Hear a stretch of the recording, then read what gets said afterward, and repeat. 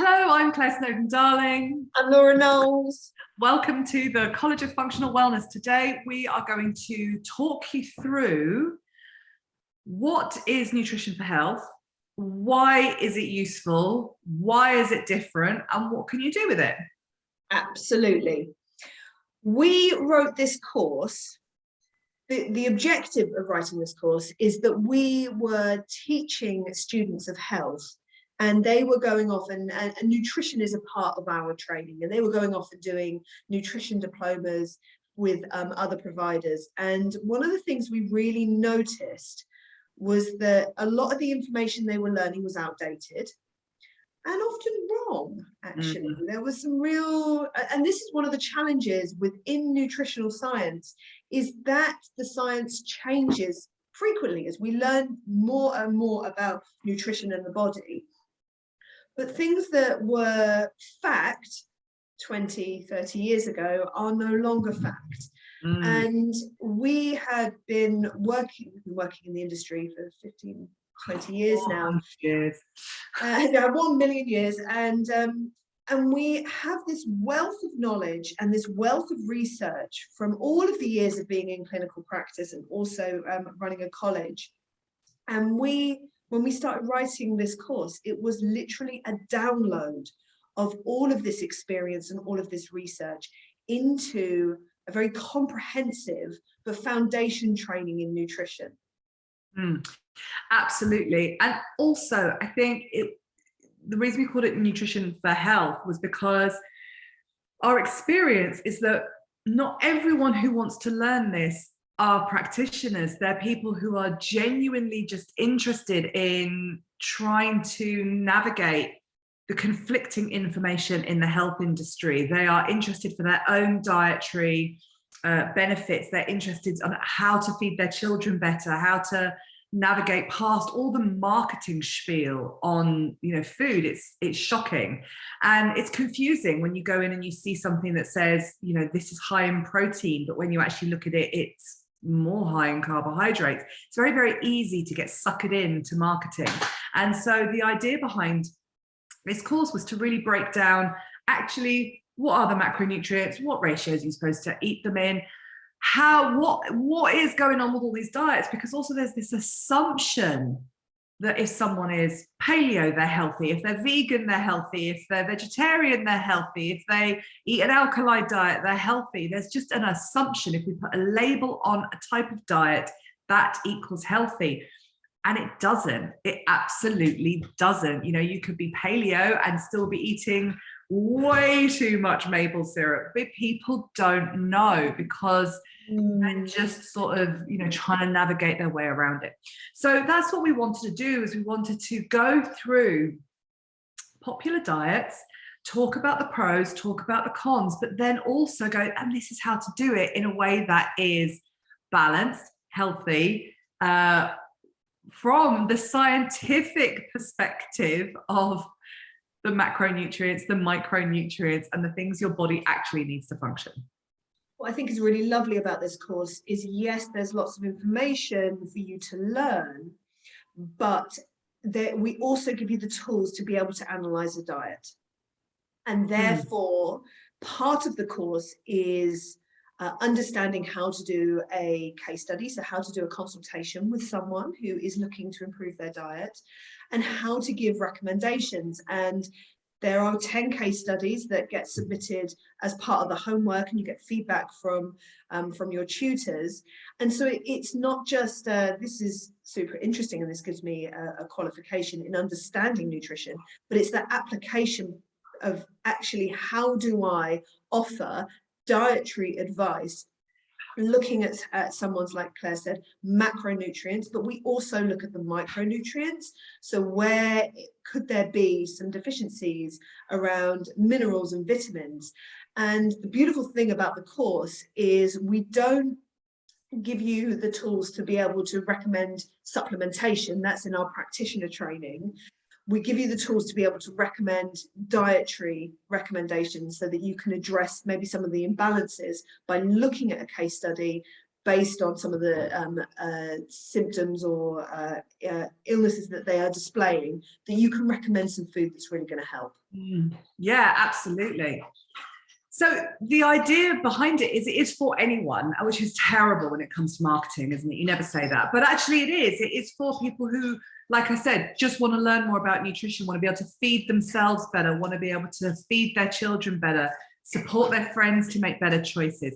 It's for personal trainers, because one of the worst places for learning anything about nutrition is in a personal training course, because most of them, unless you've done a specialized one, are still teaching calories in, calories out, that's how to lose weight. They're not teaching about, they're really looking at hormone balancing and all the things which we start to talk about at a very, very basic level on this course. It's for therapists and practitioners who need a nutrition subject for whatever it is they are studying, or if they just want some nutrition as a bolt-on to what they're already offering. Anything else that I've missed? No, I think what we can do is we can show the Nutrition for Health course, because it is available on an online platform, and we can talk through how the modules work and how the structure works. So I can do that next. Great. And then we're going to do a little case study or two. Yeah, I was going to say, if you do that, and then I'll talk about what we can do with the course. So you do that. I'm going to put my video off because you're going to go to screen share. Yeah. So I'm going to share my screen with you. And we are going to come into Nutrition for Health. So this is when you purchase the course, you get access to this online portal. And so one of the loveliest things about this course is that you can study in your own time. There is no deadline for it, and it's at your own pace. So these are the modules. There's an introduction, the history of modern nutrition, which is super interesting to see where we've got to today, and looking back on some of the recommendations and why those recommendations were put in place. And a lot of them were incorrect in the past. So having that overview of how we've got to where we have with nutrition. Then we've got the nutrients. And this is going into micronutrients, which is our vitamins and minerals. We also cover amino acids, omegas, and then we look at the macronutrients, which are the biggies, which is protein, fats, and carbohydrates. We look at modern food production. One of the biggest reasons that we are seeing such issues with our diet is because of how mass produced our food is. And so we go into what is, I'm going to show you food intolerances. Why is sugar such a problem? Why is dairy a problem? What is wrong with wheat? What is going on with gluten? What's going on with soy? All of the big allergens. What's going on with processed meats? What's up with salt? And then the importance of organic. And these are all really important pieces of information that for your own self-knowledge, but also if you are wanting to use this to give recommendations, or you want to use this in clinical practice, then this information is so, so important. We are seeing such a growth of food intolerances causing illness in the body. And by understanding why, we can start to change the choices that we make for our food, and also have that as an education piece when we are seeing clients. We look at digestion and the microbiome, and then we look at popular diets. Now, this was a super fun thing for us to write. And you can see that each of the modules is either supported with downloads or resources, or by videos where we explain exactly what the lessons are all about. So we have, I believe, 25 diets that we go through: the Mediterranean diet, the alkali diet, the blood group diet, the food combining zone diet. So look at the others. DASH diet, vegan diet, fasting, detoxes, cleanses, juices, keto, paleo. And what we do is we look at each diet, what they are, what are the pros, what are the cons. So, now popular diets. Each module is supported with a test to see that you have understood the information that is shared. So what you'll be doing is you'll be watching the videos and reading the different lessons, taking your notes, and then doing the quiz at the end of each lesson to see if you have understood the information. You need to get a 70% pass rate. If you don't get 70%, it's okay, you can resit the quiz, and actually sometimes that's quite a good thing because it really cements the information. We look at the pathology of health, and this is starting to understand ill health, genetics, epigenetics. So this is the understanding of what our makeup is compared with our environment. Balance, imbalance, what is healing, what is disease. And again, we go more into allergies and intolerances. This is absolutely at the heart of the work that we do in our college. It is such an important thing.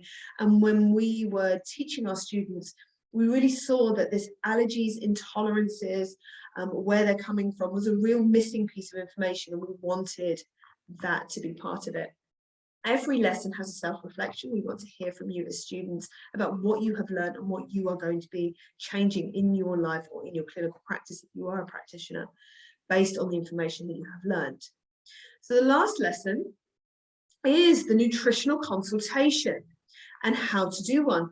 We explore types of nutritional practitioners, and this is important because you get an understanding of where you fit. If you are studying this course, why are you different from a dietitian? Why are you different from a functional nutritionist?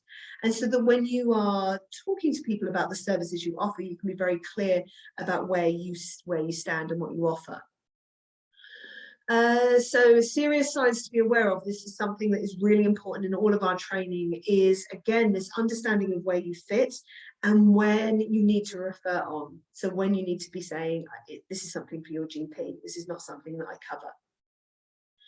Life stages are really important. If you've got a child compared to a menopausal woman, for example, you are going to be looking for different recommendations based on where they are in their life.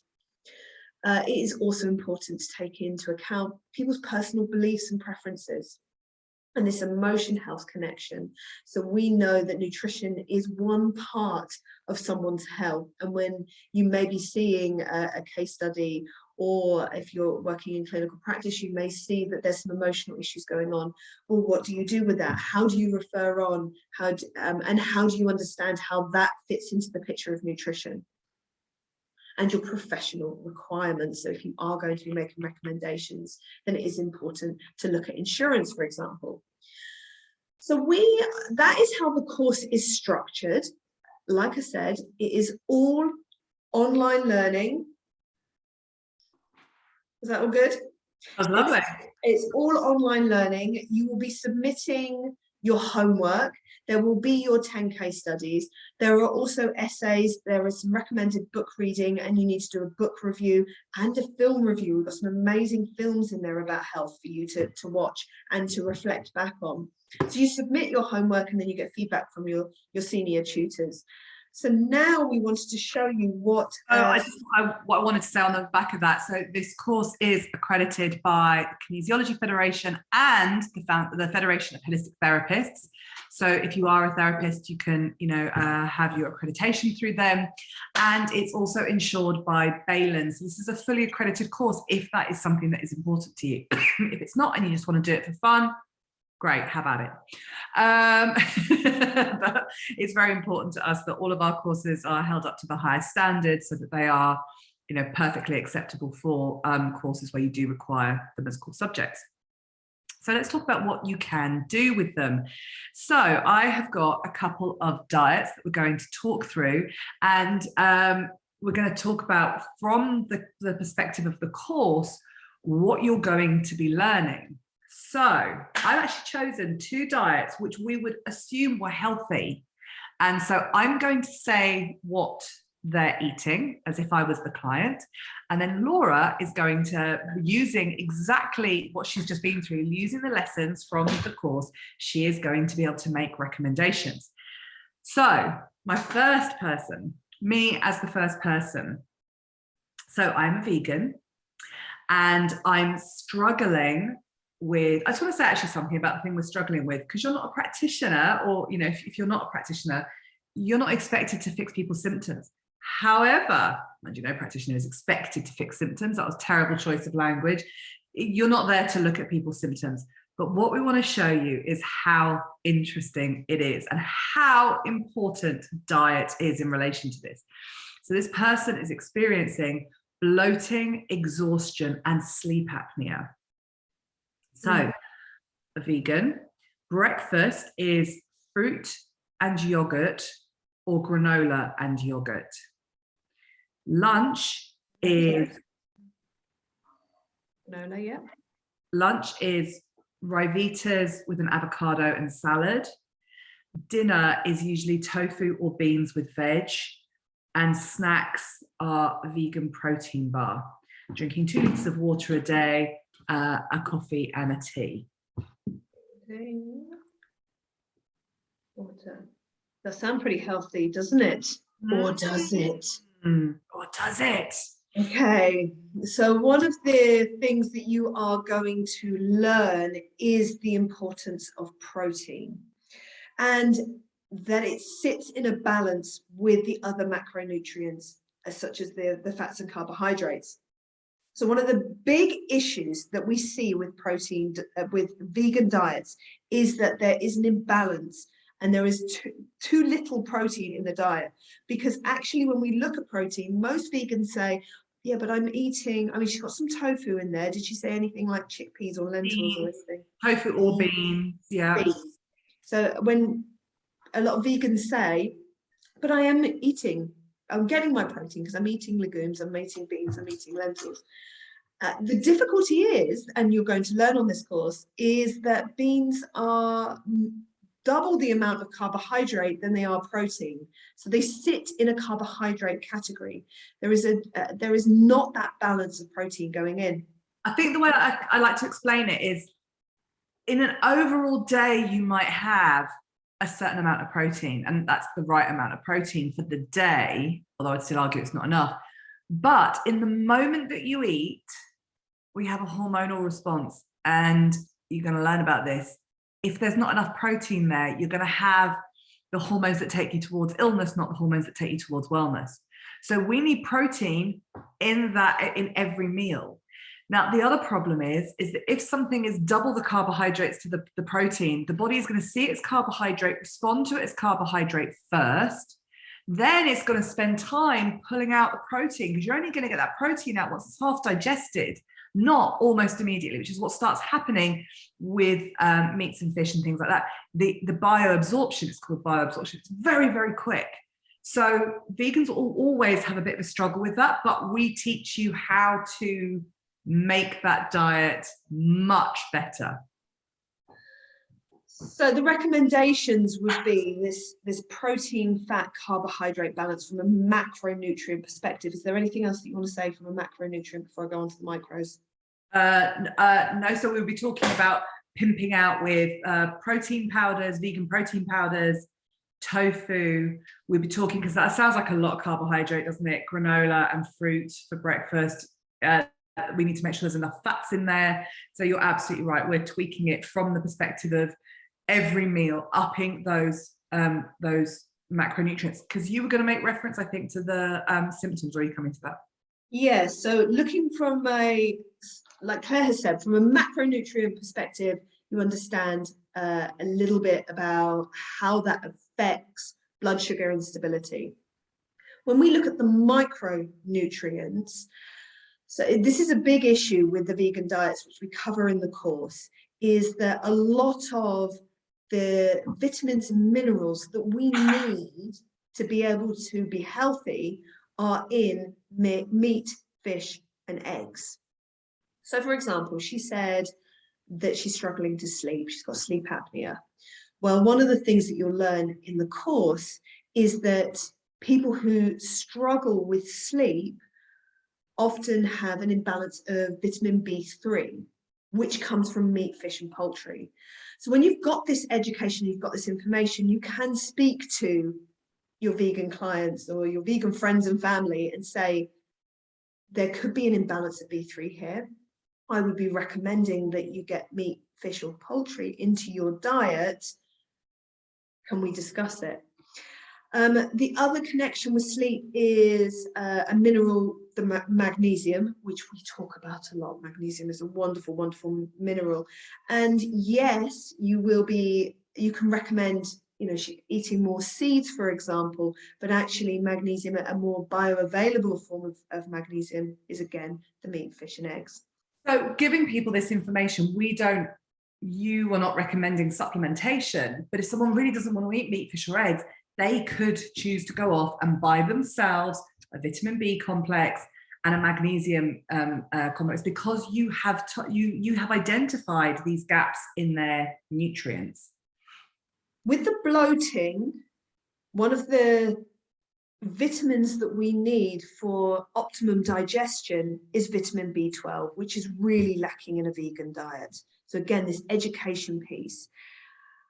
The trouble is with B12 is that we only get it from a meat or pescatarian diet. We cannot get B12 in just vegan foods and fruit and vegetables.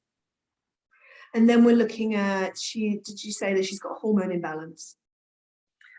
Sleep apnea, exhaustion, and exhaustion. Yeah, bloating. So that can also, you can see that zinc plays a role in exhaustion.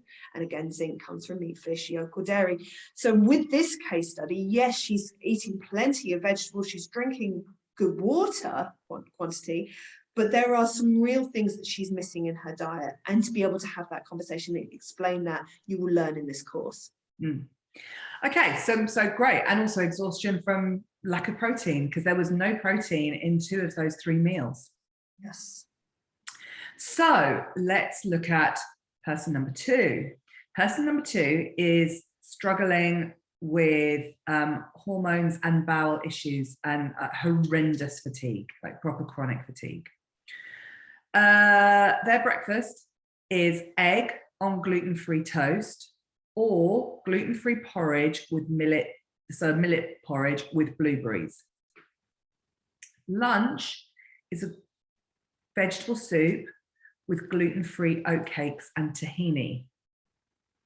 Dinner is fish or chicken with vegetables and brown rice.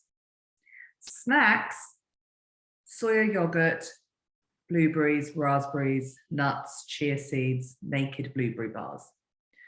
So again, it all sounds really clean and really healthy. But where do we go now? So firstly, go on. So the gluten-free porridge, we already know, no protein in there. Egg day, brilliant. Veg soup, no protein. Gluten-free oatcakes, no protein. There's quite a lot of gluten-free foods because, they suspect they've got a gluten intolerance. So great that they're taking control of that. Gluten-free products, not so much oatcakes, but they can be full of a lot of chemicals that can be quite inflammatory in the body. So what we learn on the course, we go into the issues that there are with wheat and gluten, but we also look at processed food. And what we're hearing here is that she is eating quite a lot of processed food. So even though gluten-free bread sounds okay, when you look at the label, the list of different things that goes into gluten-free bread, most of it I don't even really know what it is because it sounds so artificial. That regular consumption of processed food. So there was gluten-free bread, I think, with the veggie soup, the soy yogurt. So there's, I would be questioning, and this is something that you learn in the course. Yeah, and then the snacks were very, What's she drinking? It doesn't say. So then snacks, very, carbohydratey. So all of these things are going to be contributing to exactly as Laura said. So what you can see is it's really simple that you're able to just identify dietary holes and how to remedy that. Now that sounds like not a lot. I can't even tell you how important that is. This is one of the reasons we wanted to write this course, was because I get, we've trained students for years and we get people coming in going, oh, I've got someone with an autoimmune condition and they're really, really poorly. And what herbs do I need to recommend? And what do I need to do? And what magic do I need to do over here? And then you kind of look at their diet and go, how is anyone going to be symptom free if their diet is horrendous? I go back to over and over again that these foundation pieces are the most important pieces of human health. What we are doing every day is what is causing us to be well or unwell. It's like when you take your dog to the doctor, the vets, they say, has it had a walk? Has it drunk water? What foods are it eating? That's what they're asking. We don't look at human health in the same way, and we need to. So do not discount. This is a really simple, fun, easy little course. And these little recommendations that you'll be making, I literally guarantee, are some of the most key pieces of information in the most advanced work that we do. So it is absolutely the best place to start in terms of sort of reclaiming health, vitality, and helping to change other people's lives too. Absolutely. One of the recommendations we make with our practitioner students when they've got a very complicated case study is we go, let's go back to the foundations, just check. Right. Foundations are in place, and often they're not. Yeah, exactly right. So anything else to say? No, that's it. That's Nutrition for Health. That's Nutrition for Health. You can pay, it's all available online, super easy with community support. You can start immediately and you can do it in your own time.